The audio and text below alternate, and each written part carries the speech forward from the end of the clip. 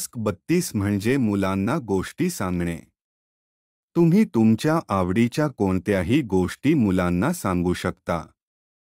पण तुम्हाला एक गोष्ट लक्षात ठेवावी लागेल. गोष्टीत तुम्ही ज्या काही गोष्टी किंवा पात्रांबद्दल सांगता, त्या मुलांना कळायला हव्या आहेत. आपण कशाबद्दल बोलत आहात हे मुलांना माहीत असणे आवश्यक आहे. समजा तुम्ही कावळ्याची गोष्ट सांगत असाल, पण मुलाला कावळा म्हणजे काय आहे किंवा तो कसा दिसतो हे माहीत नाही, तर तुम्ही ही गोष्ट त्यांना सांगू शकत नाही. प्रथम तुम्हाला तुमच्या मुलाला कावळा कसा दिसतो हे दाखवावे लागेल, तरच तुम्ही गोष्ट सांगू शकता. तुम्ही ते घराबाहेर कुठेतरी दाखवू शकता, किंवा फोटोमध्ये किंवा यूट्यूबवरील व्हिडिओमध्ये किंवा कोणत्याही प्रकारे दाखवू शकता. तरच मुलांना सर्व गोष्ट कळेल.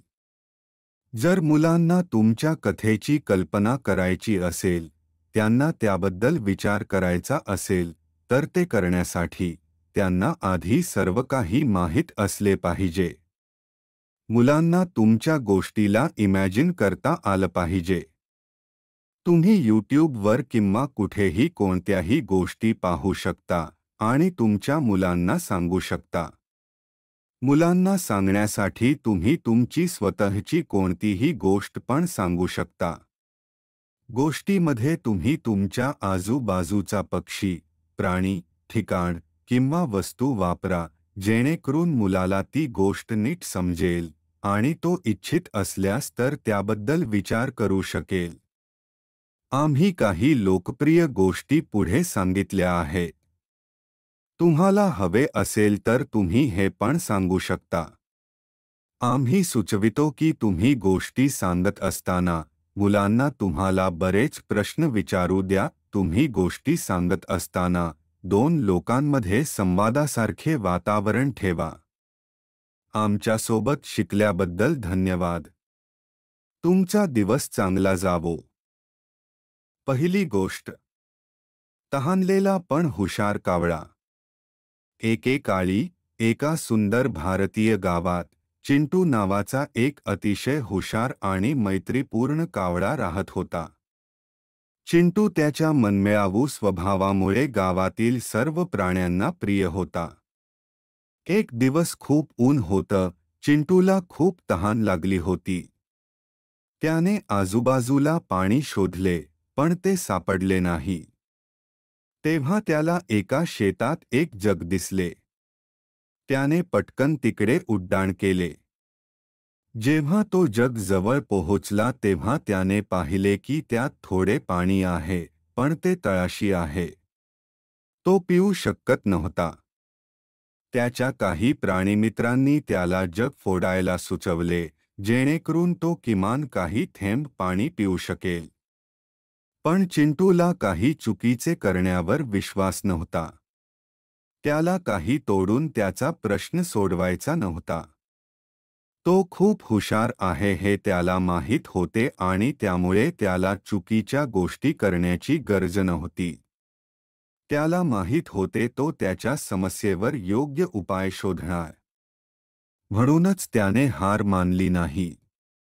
तो या समस्येचे उपाय शोधण्यासाठी सर्व मार्गांचा विचार करू लागला. मग त्याला एक उत्तम आयडिया आली. चिंटूने छोटे छोटे दगड उचलले आणि एकामागून एक जगमध्ये टाकायला सुरुवात केली. पाण्याची पातळी हळूहळू वाढायला लागली. पाणी वाढताना पाहून चिंटूला खूप आनंद झाला.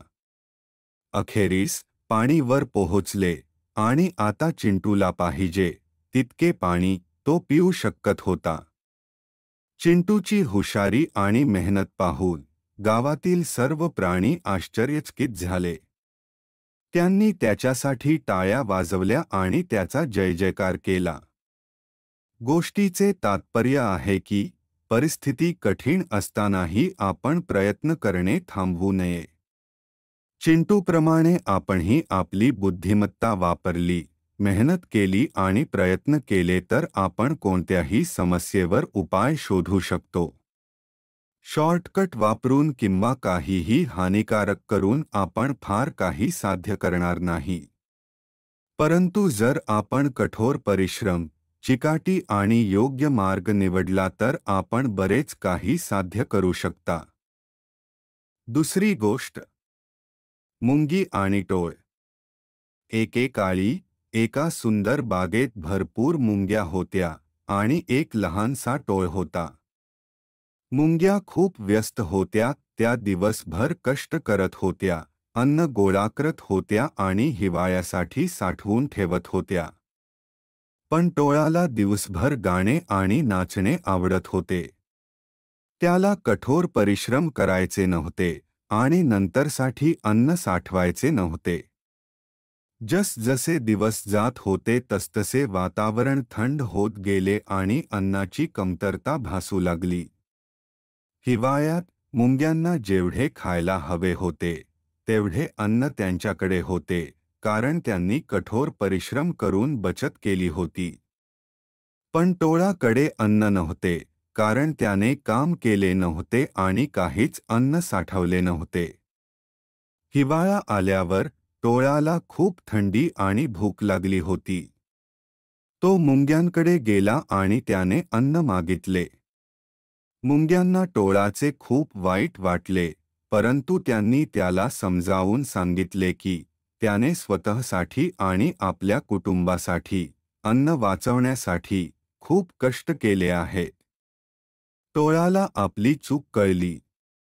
त्याने नेहमी कठोर परिश्रम करण्याचे आणि पुढील हिवाळ्यासाठी अन्न वाचवण्याचे वचन दिले. मुंग्यांनी टोळाला माफ केले आणि त्यांचे काही अन्न त्याच्याबरोबर वाटून घेतले. त्या दिवसापासून टोळ मुंग्यांप्रमाणे कठोर परिश्रम करायला आणि भविष्यासाठी बचत करायला शिकला. गोष्टीचे तात्पर्य आहे की कठोर परिश्रम आणि बचत करणे खूप महत्त्वाचे आहे. आपण नेहमी कठोर परिश्रम करून, जितके जमेल तितके जतन करून भविष्यासाठी तयार असले पाहिजे. कठीण काळासाठी नेहमी बचत करा. तिसरी गोष्ट, ससा आणि कासव. एकेकाळी एका सुंदर जंगलात एक वेगवान ससा आणि एक हळू चालणारा कासव राहत होता. सशाला दिवसभर धावणे आणि उड्या मारणे आवडत होते आणि कासवाला मंद, स्थिर गती ठेवणे आवडत होते. एके दिवशी ससा कासवाला चिडवत म्हणाला, "तू खूप हळू आहेस. मी प्रयत्न न करताही तुझ्या भोवती फिरू शकतो." कासव हसले आणि म्हणाले, "हो, मी हळू चालतो, तरीही मी हळू-हळू चालून शेवटच्या रेषेपर्यंत पोहोचू शकतो." सशाने कासवाला शर्यतीचे आव्हान दिले. जंगलातील प्राणी बघायला जमले. शर्यत सुरू झाली आणि कासवाला मागे टाकून ससा पुढे गेला. सशाला वाटले की तो खूप वेगवान आहे, खूप पुढे आहे. त्याने सावलीच्या झाडाखाली डुलकी घेण्याचे ठरवले. दरम्यान कासव न थांबता एकापाठोपाठ एक पाऊल पुढे जात राहिले. जेव्हा ससा जागा झाला तेव्हा त्याला अंतिम रेषेजवळ कासव दिसले. तो घाबरला आणि शक्य तितक्या वेगाने पळू लागला. पण खूप उशीर झाला होता. कासवाने प्रथम संथ पण स्थिर गतीने अंतिम रेषा पार केली. कासवाची निर्धार आणि आत्मविश्वास पाहून सर्व प्राण्यांना आश्चर्य वाटले आणि त्यांनी त्याला प्रोत्साहन दिले. ससा शिकला की जलद असणे नेहमीच यशाची हमी देत नाही. कधीकधी संथ आणि स्थिरपणे शर्यत जिंकता येते. गोष्टीचे तात्पर्य आहे की कोणालाही कमी समजू नये.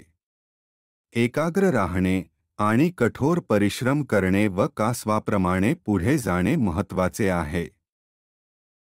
चौथी गोष्ट, लांडगा ओरडणारा मुलगा. एकेकाळी एका छोट्या गावात राजू नावाचा एक मेंढपाळ मुलगा राहत होता. गावातील मेंढरांचे रक्षण करण्याचे अत्यंत महत्त्वाचे काम राजूकडे होते. एके दिवशी राजू डोंगरावर बसून मेंढ्या पाहत असताना त्याच्या मनात एक खोडकर कल्पना आली.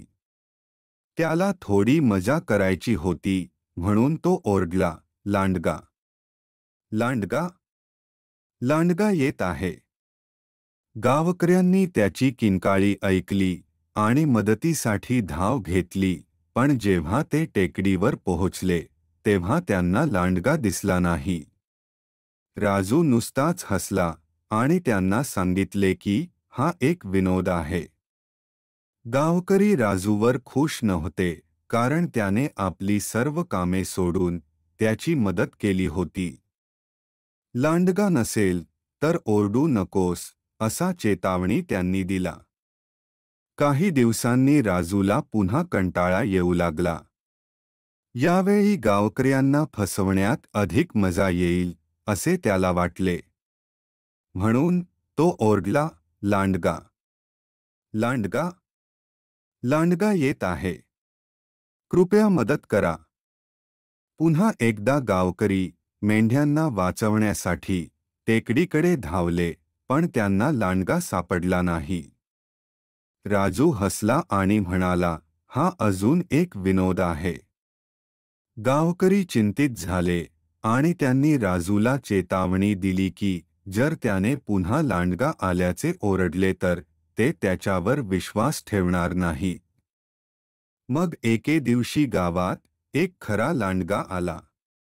राजूने त्याला पाहिले आणि मदतीसाठी ओरडला, "लांडगा, लांडगा, कृपया मदत करा, लांडगा आला आहे." मात्र यावेळी त्याची किंकाळी गावकऱ्यांना ऐकू आल्याने त्यांना हा आणखी एक विनोद वाटला. राजूच्या मदतीला कोणीही आले नाही. लांडग्याने मेंढ्यावर हल्ला केला आणि राजूला त्याची चूक कळली. तो नेहमी खोटे बोलत होता आणि आज जेव्हा त्याला खरोखर मदतीची गरज होती तेव्हा कोणीही त्याच्यावर विश्वास ठेवला नाही. गोष्टीचे तात्पर्य आहे की आपण नेहमी सत्य बोलले पाहिजे. कधीही खोटे बोलू नये. आपण इतरांवर युक्ती खेळू नये. जर आपण खोटे बोलत राहिलो तर जेव्हा आपल्याला खरोखर मदतीची आवश्यकता असते तेव्हा कोणीही आपल्यावर विश्वास ठेवणार नाही. प्रामाणिक आणि विश्वासू असणे महत्त्वाचे आहे. पाचवी गोष्ट. 3 लहान डुक्कर. एकेकाळी एका गावात 3 लहान डुकरं होती.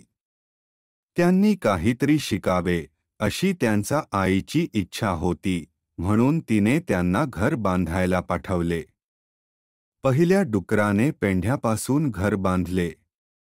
त्याला कठोर परिश्रम करायचे नव्हते आणि तो थोडा आळशी होता. दुसऱ्या डुकराने काठीने घर बांधले. तो थोडा आळशीही होता, पण पहिल्या पिलासारखा आळशी नव्हता. तिसऱ्या डुक्कराने खूप मेहनत केली. तो खूप हुशार होता. तो हुशार आहे हे त्याला माहीत होते, त्यामुळे त्याला कोणताही शॉर्टकट घेऊन किंवा चुकीच्या गोष्टी करून आपला वेळ वाया घालवायचा नव्हता. त्याला माहीत होते की तो आपल्या बुद्धीचा योग्य वापर करू शकतो आणि त्याने विटा आणि दगडांनी एक मजबूत घर बांधले. तेवढ्यात एक मोठा लांडगा जंगलात आला. त्याला डुक्कर खायचे होते. त्याने एका मोठ्या दणक्याने पेंढ्याचे घर उडवले. पहिले डुक्कर दुसऱ्या डुकराच्या घरी पळून गेले. मग लांडग्याने थोडा वेळ घेतला, परंतु लाकडी घर देखील नष्ट केले. दोन्ही भाऊ तिसऱ्या भावाच्या घरी पळून गेले. लांडगाही तिथे पोहोचला. त्याने विटांचे घर उडवण्याचा प्रयत्न केला असता तो करू शकला नाही. घर खूप मजबूत होते. लांडगा थकला आणि निघून गेला. 3 लहान डुक्कर त्यांच्या मजबूत घरात सुरक्षित होते. कथेची नैतिकता अशी आहे की कठोर परिश्रम करणे आणि काम योग्यरित्या पूर्ण करणे महत्त्वाचे आहे. अपूर्ण काम फार काळ चालणार नाही. म्हणून नेहमी प्रयत्न करा आणि तिसऱ्या लहान डुकराच्या घरासारखे मजबूत व्हा. आमच्यासोबत शिकल्याबद्दल धन्यवाद. तुमचा दिवस चांगला जावो.